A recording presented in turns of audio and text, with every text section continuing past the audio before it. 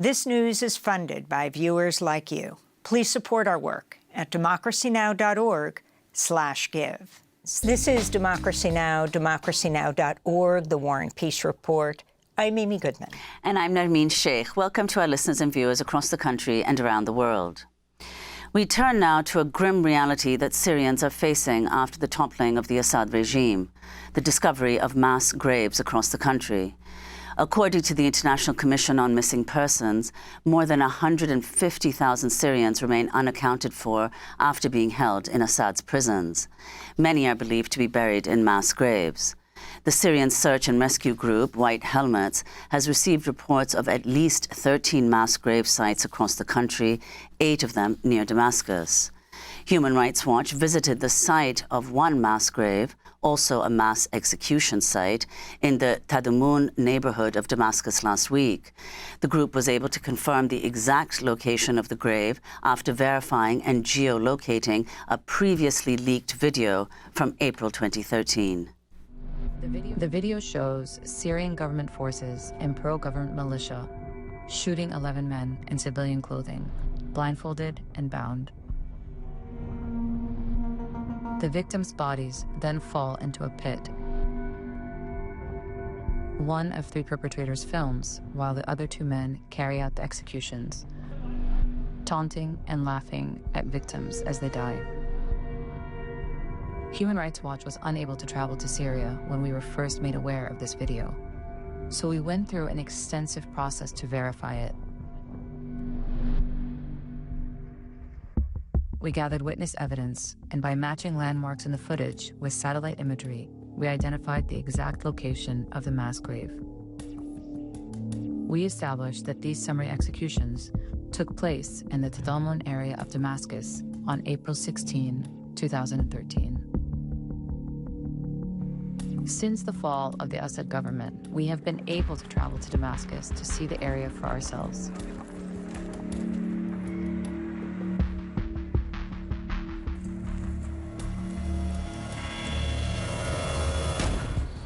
We know the grave was a machine-dug pit between 2 buildings. It measured approximately 3 meters wide, 7 meters long, and 2 meters deep. In the footage, 13 bodies are visible in the pit. During the course of the 6-minute, 43-second video, the gunmen kill 11 more.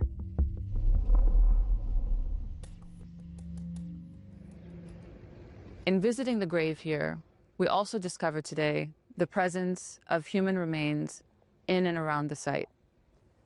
These victims deserve a decent burial. Their families deserve to know what happened to them. Today, the pit is filled in. Local residents told us that access to the square kilometers surrounding this mass grave was restricted by Syrian authorities for a long time. One resident told us that pro-government forces ordered him to bury bodies some years after the executions.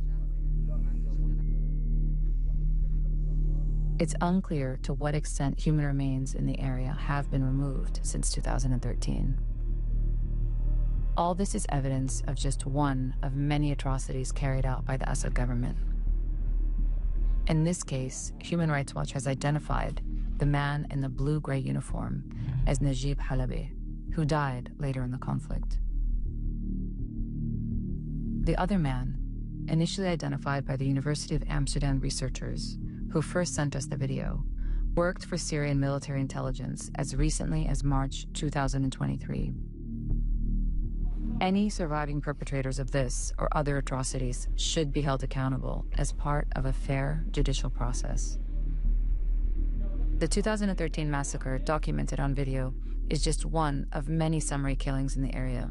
We're joined now from Amman, Jordan, by Hiba Zayadin, senior Middle East and North Africa researcher at Human Rights Watch.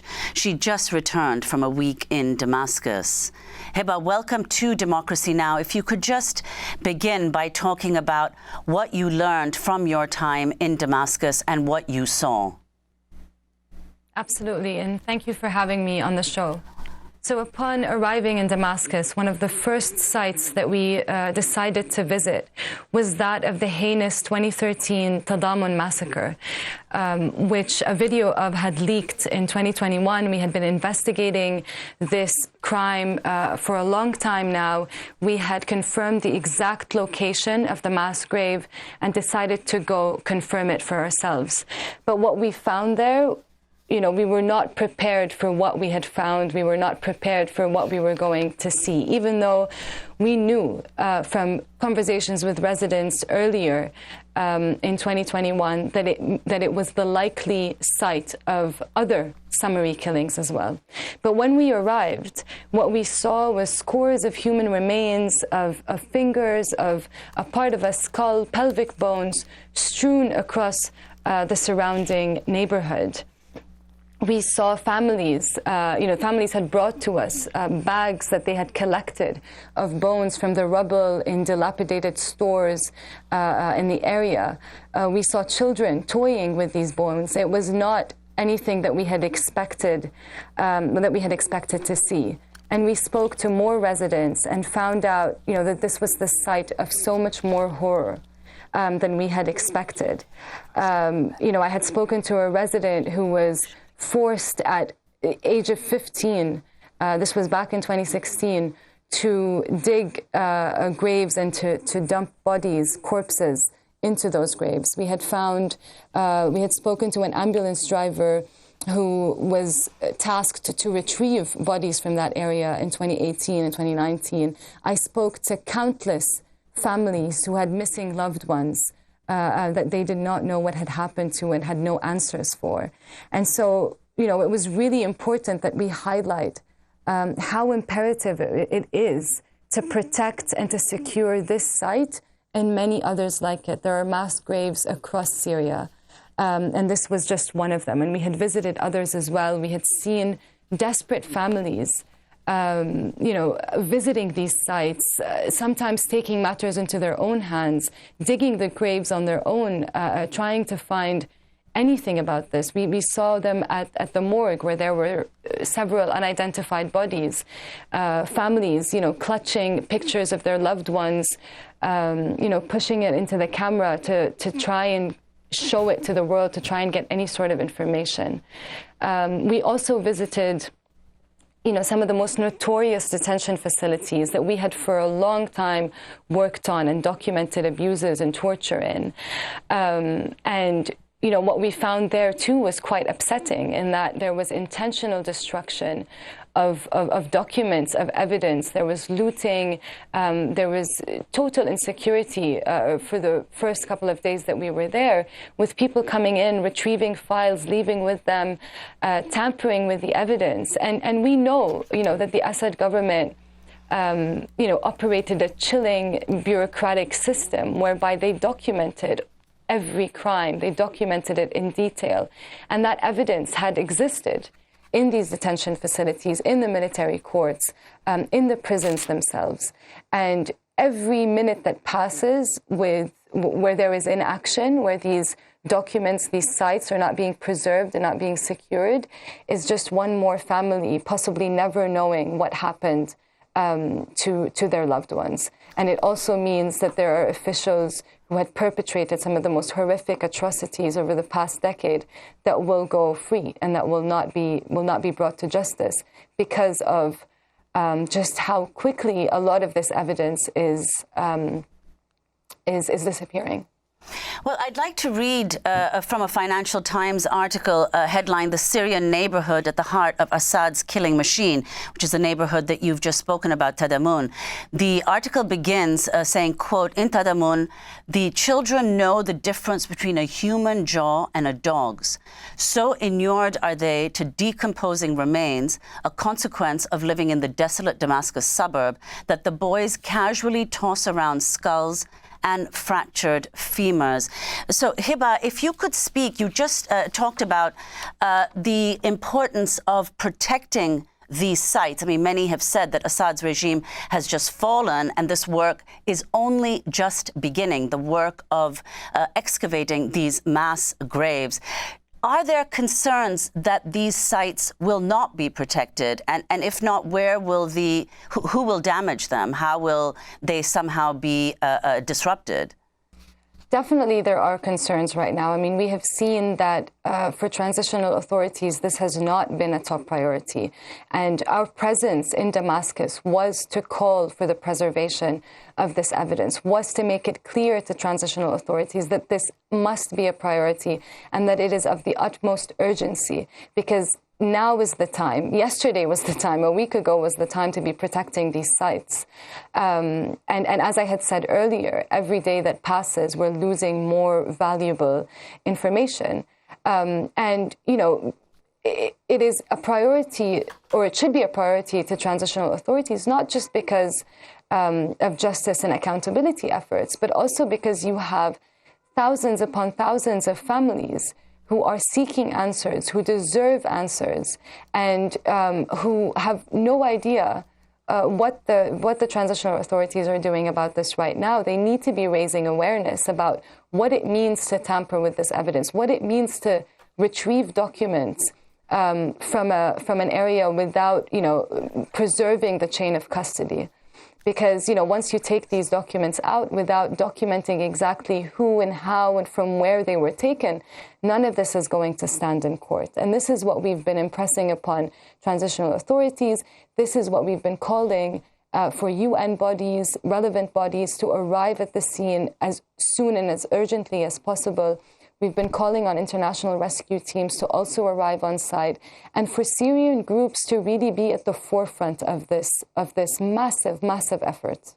This is State Department spokesperson Matthew Miller speaking earlier this week. When you look at the evidence that is coming out of Syria in the now 10 days since the Assad regime fell, it continues to shock the conscience. And I'm referring not just to the mass graves that have been uncovered, but information that we have been gathering inside the United States government, including information that's not yet publicly known. Can you respond, Hiba, to these remarks? In particular, Miller suggesting more will be revealed about abuses by the Assad regime. So, I mean, absolutely more will be revealed. And I think, you know, there have been documents in detention facilities that remain intact. And there is movement. You know, we have seen a bit more of a stepping up in the security of some of these detention facilities.